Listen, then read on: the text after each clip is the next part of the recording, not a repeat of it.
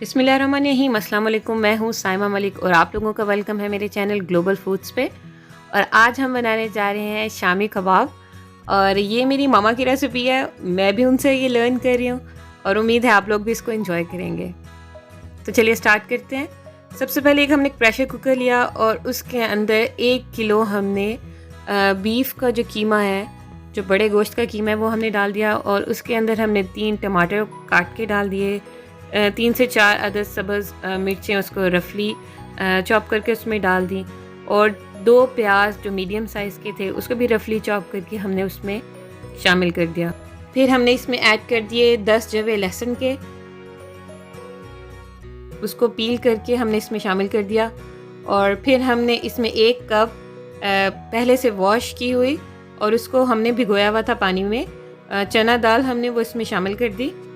फिर हमने इसमें तकरीबन 1.5 खाने का चम्मच हमने नमक शामिल कर दिया और तकरीबन 7 के करीब हमने लौंग डाली थी। इसमें 3 से 4 अदद हमने सब्ज़ इलायची डाली थी। हमने इसमें 1 दालचीनी का टुकड़ा डाला था और उसके अलावा हमने इसमें हल्दी डाली थी तकरीबन 1 खाने का चम्मच।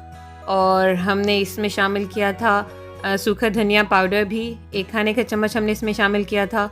और लाल मिर्च पाउडर भी हमने इसमें 1 खाने का चम्मच ही शामिल किया था।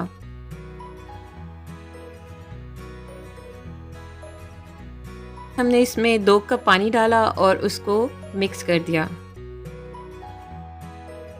और फिर हमने इसको प्रेशर कुकर में कुक करने के लिए रख दिया था और इसको तकरीबन 20 से 25 मिनट लगते हैं।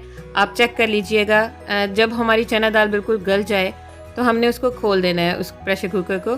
और फिर हमने उसमें 2 खाने के चम्मच लहसुन अदरक का पेस्ट डाल दिया और फिर हमने उसको फुल आंच पे हमने इसका पानी खुश्क कर लेना है मुकम्मल तौर पे, ताकि ये एक यकजान किस्म का एक बैटर बन जाए।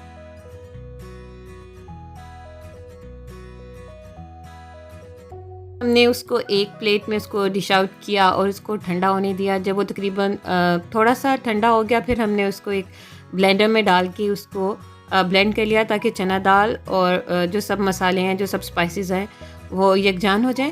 फिर हमने उस बैटर में हमने सब्ज़ धनिया और गरम मसाला ऐड कर दिया और उसको अच्छे से मिक्स कर लिया।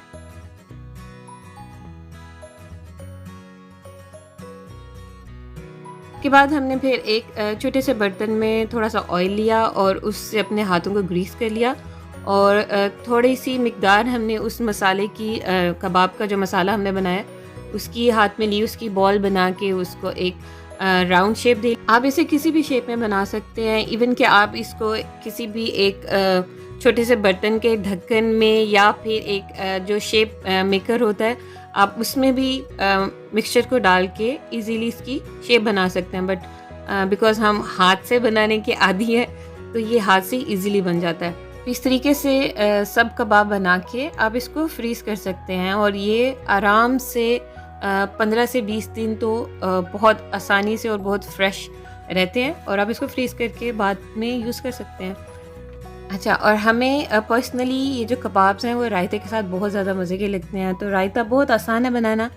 मुख्तलिफ़ तरह के रायते होते हैं लेकिन जो हम इसके साथ ज़्यादा शौक़ से खाते हैं वो है धनिया, पुदीना, सब्ज़ मिर्च और थोड़ा सा सॉल्ट। आप उसको अच्छे तरीके से पीस लें, उसको योगर्ट में मिक्स करें और आप उसको कबाब के साथ एंजॉय करें। इससे बेहतर कोई चीज़ हो ही नहीं सकती। यकीन कीजिएगा, ट्राई ज़रूर कीजिएगा। अच्छा, जो कबाब हमने बना के रखे थे उसको हमने एक एग लेके उसको बीट कर दिया और उसके अंदर डिप करके हमने ऑयल में उसको फ्राई करते जाएंगे। आप उसको मीडियम फ्लेम पे फ्राई कर सकते हैं। एक साइड से डन हो जाए तो आप उसको टर्न करके दूसरी साइड से कर लें और देखिए कितने मज़ेदार, कितने खूबसूरत किस्म के कबाब तैयार होते हैं। और आप इसको रोटी, नान, चावल किसी भी चीज़ के साथ एंजॉय कर सकते हैं। आप इसको बग़ैर किसी चीज़ के ऐसे ही आप इसको एंजॉय कर सकते हैं। ये बहुत ज़्यादा टेस्टी, बहुत यमी बनते हैं और ये एक बहुत हेल्दी किस्म का स्नैक भी है। मेरे बच्चे तो इसको बहुत शौक़ से खाते हैं।